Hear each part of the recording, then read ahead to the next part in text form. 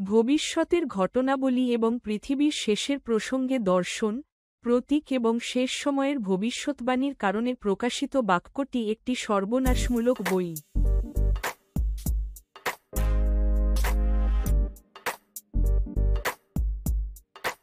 যীশু খ্রিস্ট বাইবেল অধ্যয়নের প্রকাশে আপনাকে স্বাগতম। আমরা প্রকাশিত বাক্যের বইয়ের মধ্য দিয়ে যাব। আমার নাম মারান্ডা এবং আমি আপনার সহায়তাকারী হব। বাইবেল অধ্যয়নের শেষে আপনি এই মূল দিকগুলো বুঝতে পারবেন। 1 নম্বর, দৃষ্টিভঙ্গি, প্রতীক এবং ব্যাখ্যা। 2 নম্বর, কর্তৃত্ব এবং প্রসঙ্গ এবং 3 নম্বর, প্রধান বিষয়বস্তু এবং পাঠ। এবার শুরু করা যাক।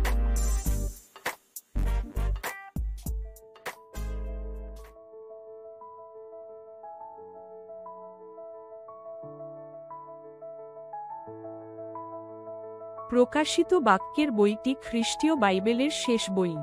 প্রকাশিত বাক্যটি অত্যন্ত প্রতীকী এবং ভবিষ্যৎবাণীপূর্ণ, যা প্রাণবন্ত চিত্রকল্প এবং দর্শনে পরিপূর্ণ, যা মন্দের উপর যীশু খ্রিস্টের চূড়ান্ত বিজয়ের বর্ণনা দেয়।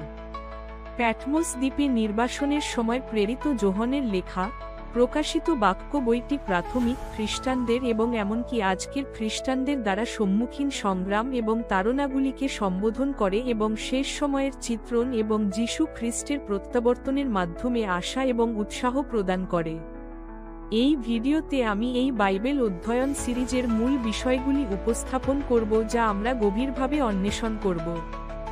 7টি সোনালী বাতিদান এবং তাদের কালজয়ী বার্তা, 7টি শিলমোহর এবং তাদের উন্মোচিত রহস্য, 7টি তুড়ি তাদের শক্তিশালী সতর্কীকরণ সহ 7টি বাটি ঈশ্বরের চূড়ান্ত বিচার প্রকাশ করে এবং ঈশ্বরের মুক্তির পরিকল্পনা, চূড়ান্ত পুনর্নবীকরণ এবং আশার একটি দৃষ্টিভঙ্গি। প্রতিটি বিষয়বস্তুই প্রকাশের বইয়ের একটি গুরুত্বপূর্ণ অংশ এবং একসাথে তারা ঈশ্বরের বিশ্বস্ততা এবং অনন্ত বিজয়ের প্রতিশ্রুতির গল্প বলে।